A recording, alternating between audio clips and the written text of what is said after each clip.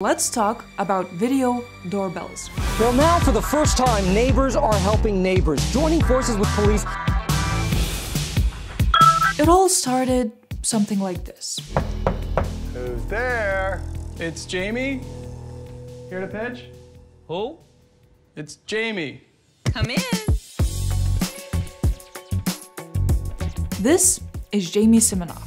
As you can see, years ago, he went to Shark Tank with his weird new product that he called Doorbot, the first ever video doorbell built for the smartphone. The sharks weren't impressed. For that reason, I'm out. Jamie walked out with no deal. I just don't see that progression, and for that reason, I'm out. Just another inventor rejected. Okay, Jamie, it's that moment when I say you're dead to me. Well, fast forward 5 years,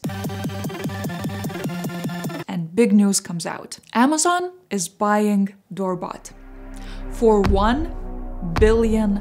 See that I actually am now a shark on Shark Tank? And what you have seen just seconds before is the beginning of what we all now know as Amazon's Ring. Yeah, it's a camera that flies. It's an inspiring story for sure, but soon enough, the problems started rolling. Should you just expect to be on video every time you leave your house? The popular doorbell cameras Ring are raising privacy concerns. Some of this video can go directly to police, even without your knowledge. It gave footage from Ring doorbell cameras to law enforcement. And the person with that camera would never even know that their footage was taken by the police. Okay, so that was a lot. I'm gonna start where we left off a couple of minutes ago. So Amazon bought Ring, and in 2018, the company started reaching out to police departments all over the country. And some residents could even get a discount in exchange for registering their cameras with the police. You've probably heard this phrase on countless TV shows. We need a warrant.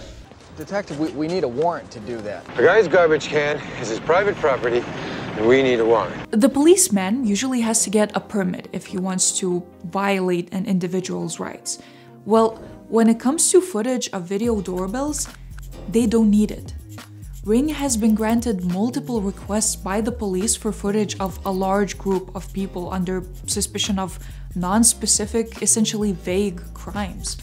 So this can make it super easy for police to invade everybody's privacy. Anyway, at least we're safer, so it's all good.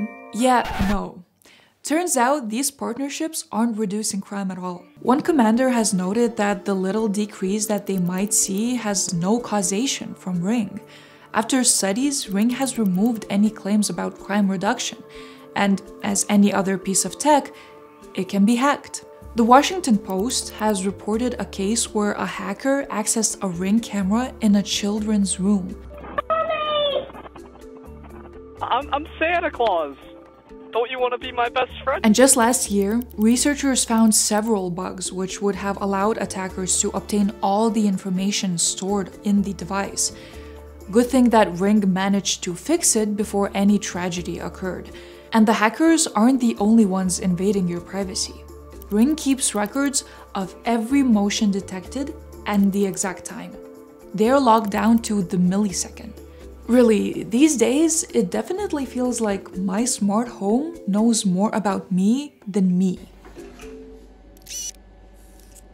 Listen, I know it's a lot, but I'm not a hater of every innovation and technology out there. But I need to know the costs of it and the little steps I can take to protect myself. Like in the case of a hacker accessing a children's room camera. The hacker has found the username and password leaked somewhere on the internet, so I should always check if my info wasn't leaked, and use 2FA wherever I can. And maybe I don't need a camera to monitor my bedroom. And even though it is boring, I should always check to whom I give access to my private life. Oh, and the last question. Have you subscribed yet?